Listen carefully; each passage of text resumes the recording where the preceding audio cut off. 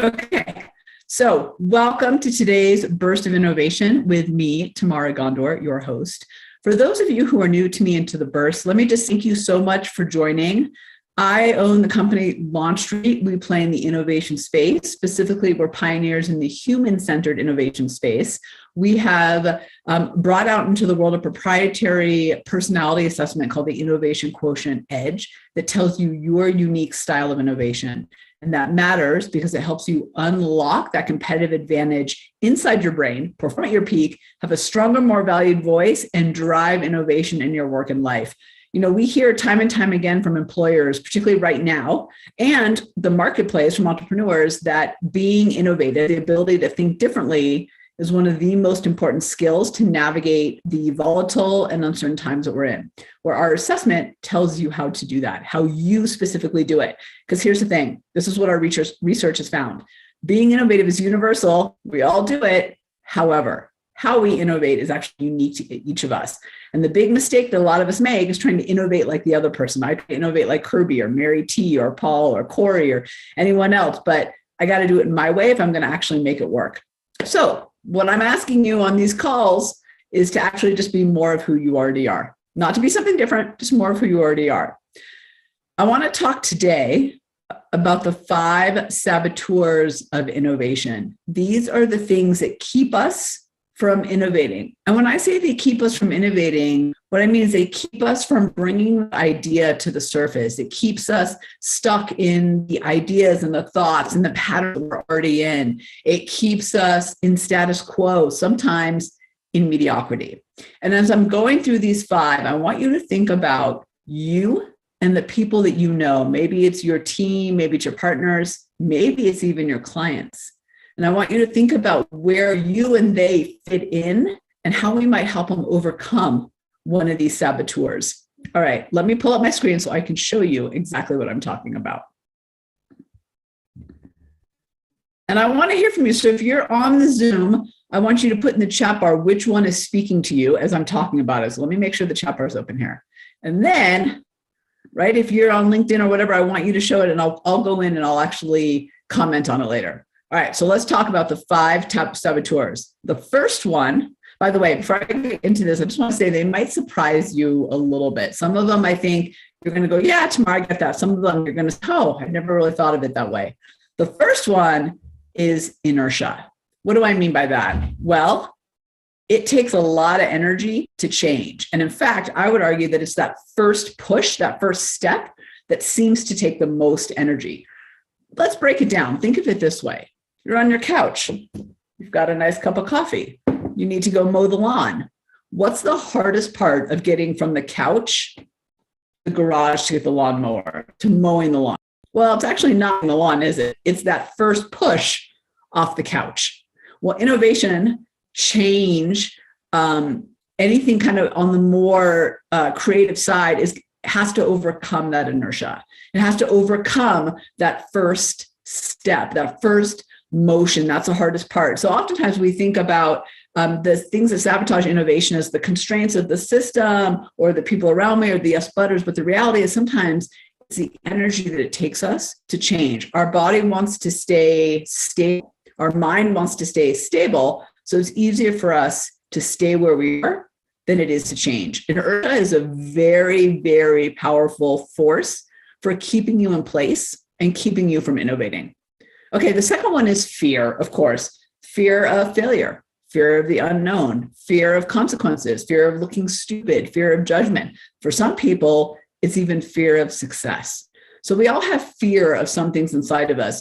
It kind of bubbles up in that, negative chatter, the not right now, maybe a little bit of accelerated heart rate. It's the thing that keeps us from saying that idea in the meeting. It's the thing that keeps us from picking up the phone and asking for that really big sale. It's the thing that keeps us from calling that person to collaborate. It's the thing that keeps us from launching that product, that idea we've always had inside of us, right? It's fear. That fear is very strong for a lot of people. And that primal brain takes over and fear takes over, and it gets hard to move forward. It gets hard to be innovative. Fear wants you to stay where you are, and it wants you to go with what you know. Okay. Number 3 is bias. So there's a lot of conversation out there about unconscious bias, and that's kind of a part of this. And that's why the picture here is kind of with the wall in the brain. Our bias, and we have this thing called the reticular activating system in our brain, and that the job of this thing, of that brick walls, I call it the RAS, is to allow in what you already believe or what validates what you already think, and actually bounce off, ignore, kick out anything that's different to that. So think about that for a second. Makes it a little bit hard to innovate when all you're letting in are the things you already think or know to be true, right? That's yesterday. That's the past. That's experiences you've already had. And to drive innovation, particularly in changing times, we know, right, we got to go to things that maybe we haven't done yet, that are new to us, that are change. That bias wants to keep us with what we already believe to be true. The brain really wants to stay in alignment. And what I mean by that is the brain wants to be proven right. So we've got to open up those spaces to allow more things in to prove us right in different ways. Okay, no, wrong way. Number 4 is comfort, right? Comfort. I'm just going to stick with what's familiar, what I know. It's so much easier to be comfortable in our routines than it is to drive change. It's so much easier. So what do, right? We stick with not just what we know, but what we know and is easy to us, the skills and the patterns and the expertise that we already have, the routines and the how we go about our job, who we talk to, the ideas that we agree to tend to be the ones that are comfortable with us. That sabotages our innovation because here we are staying comfortable when what we need to do actually is get a little bit uncomfortable to innovate. Okay, and the last one, and this is one I don't think we talk about enough, is overwhelm. Here's what I mean by this. How many times have you had an idea or an innovative process or way to do something or something that was different than what was going on right then and there? But in your head, there was a little voice, and that little voice said, hold up, Kirby. If you say this idea out loud and we go for it, you're going to have more to do. And the overwhelm of what it could take to possibly go from point A to point Z takes over. The overwhelm of what it might look like to make those changes takes over. And maybe that overwhelm shows up in, I've already got a million things on my plate. There's no way, I don't even know how I would add this. Or maybe the overwhelm shows up in, I don't even know how I would tackle this. Like I see the end, but I have no idea where I'd even begin. So let's not even bother.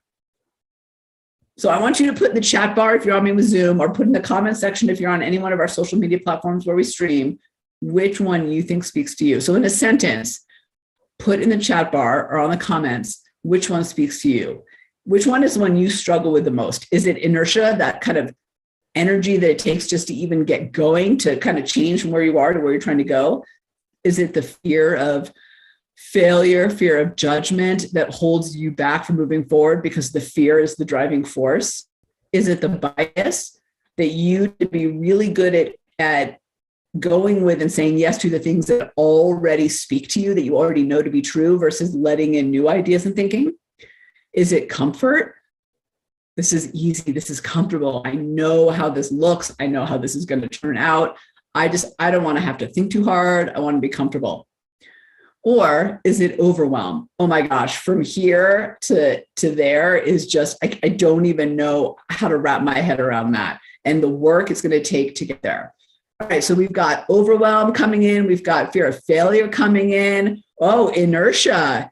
And they say, and Jessica says, I've never thought of it that way. I always just assumed I was a procrastinator.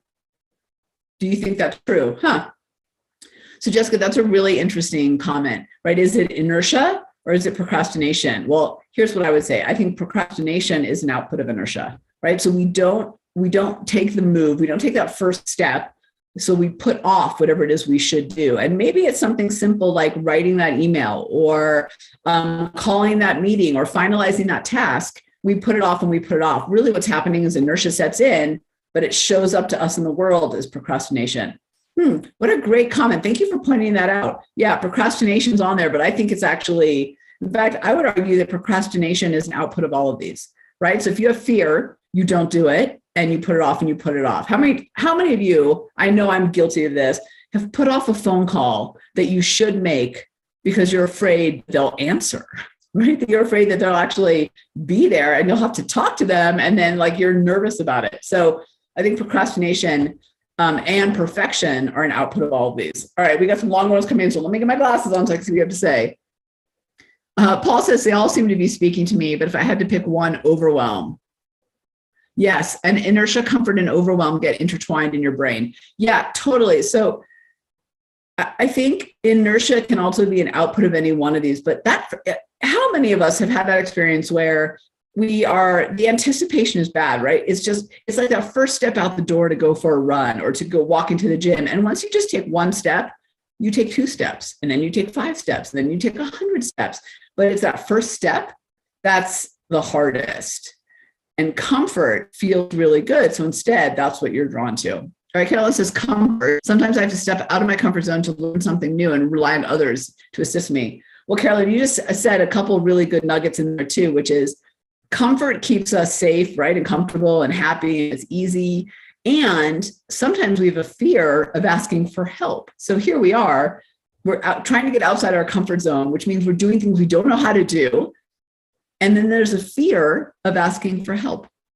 I think you can see how inertia, fear, bias, comfort, and overwhelm are the saboteurs of innovation. They're the saboteurs of progress. They're the saboteurs of moving forward in changing times because they keep us in place. And as you've heard me say many, many times, if you're in place, but the world is moving forward, you're actually creating a bigger gap between you and the goals you're trying to achieve. So we got to make sure we move forward and not letting these things hold us back.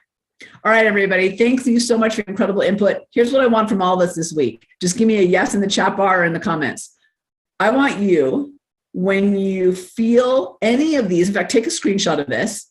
And when you feel any of these taking over, I want you to just stop, take a deep breath, and say, I'm going to just do one step to get out of this. Right? One action to get out of inertia. Maybe it's writing a list, just getting it down. One action to push myself through fear. Just one. Remember, if we go to 1 action, we'll go to 3, and then to 20, and then to 100. It's compounding from there. But it's that first we gotta get over. Inertia is Newton's first law of motion. Yes, Kirby, right? And I just want to say that I am guilty of a body in motion stays in motion, a body at rest stays at rest. So if I am in a place of inertia, like if I'm in that zone of rest, and I'm not sure it's really rest in this case, but you know what I mean. I have a really hard time. I have to stay in motion because once I stop, it's really hard for me to get back. And I've learned that about myself. I've learned it with my fitness. I've learned it with my work. I've learned it with my personal life. Like I got to keep moving forward. Some of you are better than that than I am, but inertia is really powerful. And it's that the energy it takes for that first action is very real and it's true, right? That's what takes the most energy. But I want to remind us all that if we get over that hurdle, if we expend that energy, what's waiting for us on the other side is even better. All right, everybody. Thank you so much for joining me. Such an honor to start the week. I want you to really think about these this week. Catch yourself when you find yourself in them. Take that deep breath and take that first action out of it. All right, everybody. See you next time.